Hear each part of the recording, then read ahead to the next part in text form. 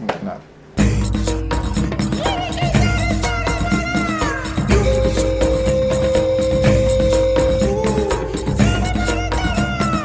Livro de hoje, O Macaco e a Essência, Aldous Huxley. Caveira e Macaco. Caveira e Macaco. Vocês escutaram os Pedreiros, cara? Vocês escutaram os Pedreiros, não? Os Pedreiros era uma banda de punk lá do Espírito Santo, do Mozini. Mozini é o dono de todas as bandas lá, né? Moqueca, Merda, Os Pedreiros, tudo é do Mozini. Mas não vamos falar do Mozini não, cara. Vamos falar do Macaco e a Essência, do Huxley, que é um livro que eu recebi aqui da Biblioteca Azul, que é quem está editando essa coleção lindíssima do Huxley, aliás. Esse aqui, com isso, acho que vira acho que é o quarto ou quinto livro do Huxley que eu li. E é um autor, de novo, cara, que quanto mais eu leio, mais eu viro fã, assim, sabe? Acho que essa aqui já é a terceira resenha do Huxley aqui no canal, então tá aí para comprovar. O Macaco Essência, ele é uma distopia. É uma distopia dentro da distopia. Mas vamos por partes. A história desse livro aqui começa com dois caras do ramo do cinema conversando sobre o Gandhi. São dois caras cínicos, assim, os caras são muito cínicos, filho da puta mesmo, assim. E eles estão lá conversando, um tá pedindo aumento pro outro, o outro tá se queixando da mulher, não sei o que, uma coisa assim. E aí eles estão saindo do estúdio cinematográfico e passa um caminhão, assim, meio que tipo, dá uma fechada neles, assim, e o caminhão derruba aí uns roteiros da caçamba do caminhão, assim. Que era um caminhão que estava indo incinerar uns roteiros rejeitados do cinema. E daí eles pegam os roteiros assim e começam a ler, né? E daí eles acham um roteiro que chama O Macaco e a Essência, que é um roteiro louco pra caralho, assim. Daí o resto do livro é a história, né, do Macaco e a Essência. Esse aqui, para ficar confortável, ele não esquematizou a história como se fosse um roteiro mesmo. É como se fosse alguém contando um filme. Então é uma narrativa mesmo, uma narrativa literária normal, mas como se a pessoa estivesse narrando um filme. Então assim, ele fala dos planos, ele fala dos cortes, né? Ele fala, né, das transições entre as cenas e outra, enfim. Mas no geral é uma história como outra qualquer. E o que essa história conta, cara? Fala de um futuro pós Terceira Guerra Mundial, né? Uma guerra atômica que, né, zoou o mundo inteiro. E aí nos Estados Unidos existe um cenário aí pós-apocalíptico de macacos. Não são exatamente macacos, são tipo pessoas extremamente deformadas, algumas. Ele não deixa claro, tá? Se são macacos estilo Planeta dos Macacos. Se for, já antecipou Planeta dos Macacos, porque a história do Planeta dos Macacos foi escrita só tipo mais de 20 anos depois, ou 20 anos depois. E esse aqui não, esse aqui foi publicado em 1948, aliás, mesmo ano que foi lançado em 1984, do Orwell, né? Você sabe, né, que 1974 ele tem esse ano porque é o 48 trocado, né? Vocês sabem disso, né?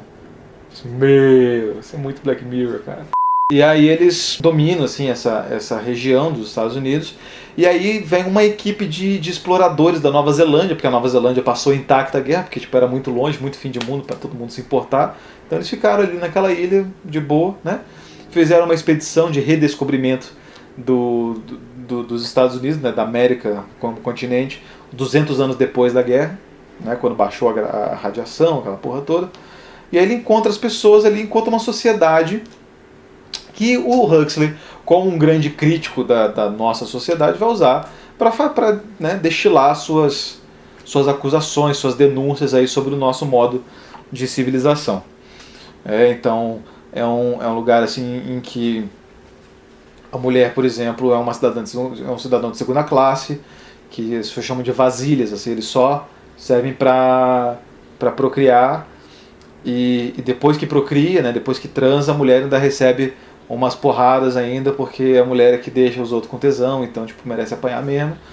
E se a mulher tem um neném deformado, o neném é sacrificado, tipo, ele é atirado, sei lá, num abismo, sei lá das quantas.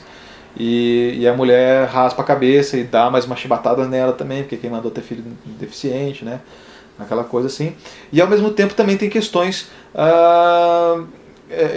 morais religiosas. Assim. Então eles têm uma religião, eles são seguidores de Belial, né? Do demônio, porque ele acha que na cabeça deles o que aconteceu com o planeta só pode ter sido obra do demônio. O demônio possuiu a humanidade e a humanidade destruiu o mundo, né?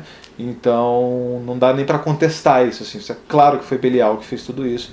Então eles fazem o culto de Belial, eles pregam a castidade. Então a mulher, ela tem uma roupa assim que está escrito tipo não, não aqui nos peitos dela, tipo um não aqui na xereca também. Mas aí tem um dia que é o dia do Belial, que é o dia da orgia, assim, que todo mundo transa, mas só pode transar nesse dia, né?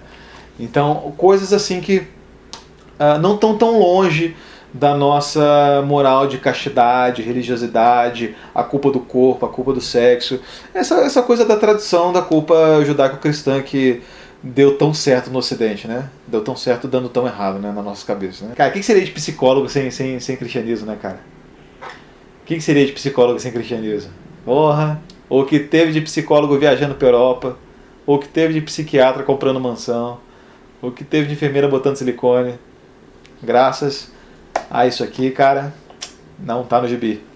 Mas é isso. Vamos agora falar sobre a estrutura do livro mesmo, tá? O Huxley, como eu já falei isso na resenha que a gente fez aqui das Portas da Percepção, vou deixar o card para vocês verem. O Huxley, depois que ele escreveu Admirável Mundo Novo, ele é inglês, ele foi para os Estados Unidos tentar escrever cinema e deu errado. Ele não conseguiu fazer muitas coisas. Parece que teve um roteiro, cara, sei lá, acho que era uma adaptação de algum livro da Jane Austen, que ele foi acreditado, assim. Parece que ele meteu a mão em 5 roteiros, acho que só foi esse que ele foi acreditado. Então, assim, eu não consigo deixar de ver isso aqui como um roteiro rejeitado por ele, rejeitado pelo cinema, assim, que ele deve ter tentado. Porque o Huxley, ele ficou famoso pela distopia dele, né? E Hollywood é meio assim, Hollywood os caras pegam os caras assim meio tipo, por exemplo, o Walter Salles, que dirigiu Cidade de Deus, foi chamado para dirigir o Diário de Motocicleta, porque o Diário de Motocicleta, assim como Cidade de Deus, também é tipo meio road movie, né? Então, assim, você manja de fazer road movie? Vem fazer esse aqui do Che Guevara andando de moto aqui. Beleza. Né, o Padilha também, né, que dirigiu Tropa de Elite, foi fazer o Robocop, porque também é um filme de polícia e bandido e violência urbana. Os critérios meio esquisitos dos caras, mas assim, mais ou menos é por aí. Então eu não duvido que o Huxley tenha tentado fazer algum tipo de distopia pro cinema naquela época, sabe? E distopias assim, tipo, né, isso aqui foi em 48, em 27 mais ou menos teve o Metrópolis, né, do Fritz Lang, que foi tipo, uma ficção científica milionária, né, até então tinha sido o filme mais caro da história do cinema. Filme, porra, incrível mesmo. Então, assim, e ao mesmo tempo, como eu acho que isso aqui deve ser algum tipo de esboço, de argumento que o Huxley escreveu, usando, como sempre, né, todas as coisas que ele tem a favor dele, que no caso é a erudição dele, cara. Que cara erudito era o Huxley, né, cara? O cara bota referências aqui, porra, a ópera, né, porra, Tristão e Isolda, bota uma referência a um quadro do Goya, bota uma referência a puta, tanta coisa, cara, histórias de ditadores ao longo do mundo, assim. E a crítica que ele faz, a crítica contundente que ele faz à nossa sociedade. Só que é um livro muito pequeno, cara. Ele é um livro que, pô, ele tem 160 páginas, que é um livro muito curto para você fazer tanta crítica, assim, né? Então eu acho que eu não sei se ele podia ter feito um pouquinho maior, assim, ou se ele achou que a crítica era meio boba, assim. Eu acho que o Huxley, depois de um certo tempo, isso aqui foi mais perto do final da vida dele, né? Isso aqui foi lançado em 48, o Huxley morreu em 63. E eu acho que ele estava numa fase mais zoeira, assim, cara. Acho que ele queria dar uma zoada com todo mundo, assim. Então ele fez uma parada maluca, cara. É um livro malucaço esse aqui mesmo, cara. É uma distopia louca. O jeito como ele narra é mais louco ainda. Porque tem um narrador, sabe narrador de filme antigo? Que é o cara que ele não é um personagem. É estranho isso, né? Mas nos filmes antigos, assim, tinha um narrador assim, que fala assim: o belo e vasto mundo, outrora prolífico, hoje destruído. Temos agora 2 personagens que solitários vagam em busca de salvação, né, para essas pessoas, assim, né? Os filmes antigos tinham isso, então tem um narrador que ele narra as coisas mais ou menos assim, e dá um ar assim muito datado pro filme, mas deixa a coisa engraçada também, né? Então eu achei legal. A escrita do Huxley é aquela de sempre, né, cara? Eu acho o Huxley um ótimo narrador, cara. Eu acho um cara incrível, o cara é um gênio mesmo. Um amigo lá do Instagram falou que é o iluminista do nosso século, né, cara? Não duvido nada, eu acho que sim. E fez essa zoeira aqui, cara. Fez uma zoeirinha básica, super divertida de ler. Tá? Então fica aí essa dica para vocês do Huxley, O Macaco e a Essência, The Ape and the Essence. Se inscreva no canal, dá um joinha, vamos conversar sobre Huxley agora, tá bom? E é isso aí. Um abraço, galera, aí. Tchau.